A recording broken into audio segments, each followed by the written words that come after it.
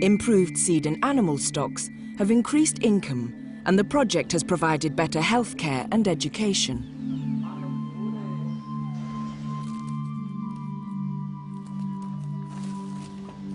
The farmers of Nongzhou have never had it so good.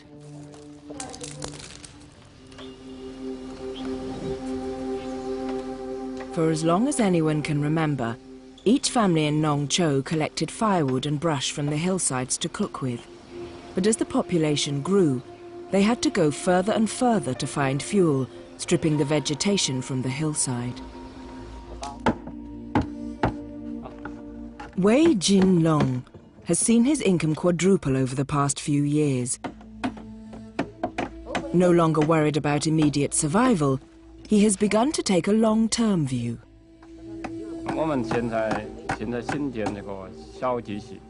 We are building biogas tanks to protect the environment and to have cleaner energy resources. Now almost all of the families rely on biogas. We know that we are protecting the environment and are saving energy.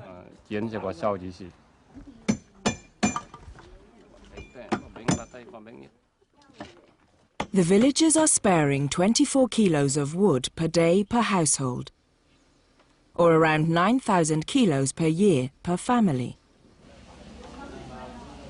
Scaling up policies like these bring huge improvements to the lives of millions of Chinese farmers, help save the countryside from devastation, and contribute to slowing climate change.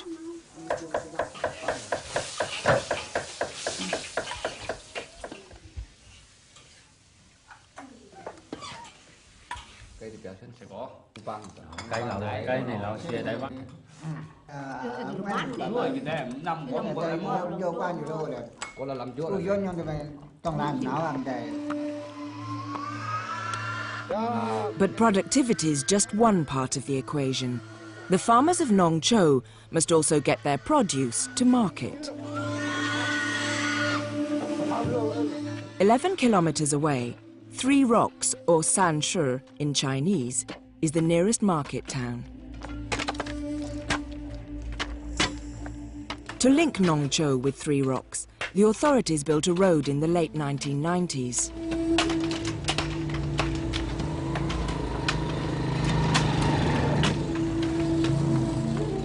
By making it easier for people to get to town, the government hopes to stimulate the flow of products, information and ideas.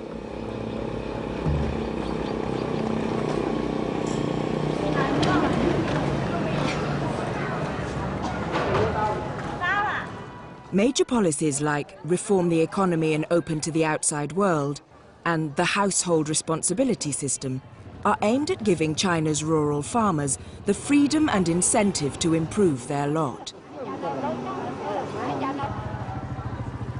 Specific programs like the Southwest Poverty Alleviation Project aim to give them the means.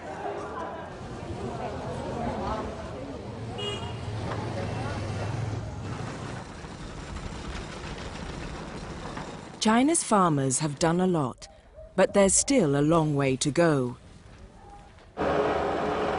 And where they are going is to work.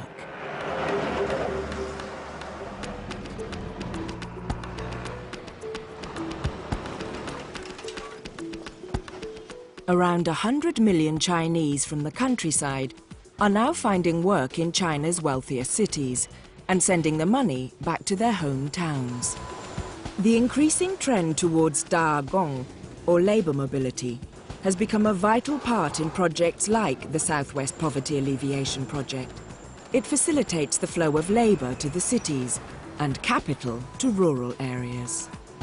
Policies like these are intended to create an institutional framework for poverty alleviation, though there's always a question as to whether such a framework can be implemented at the local level.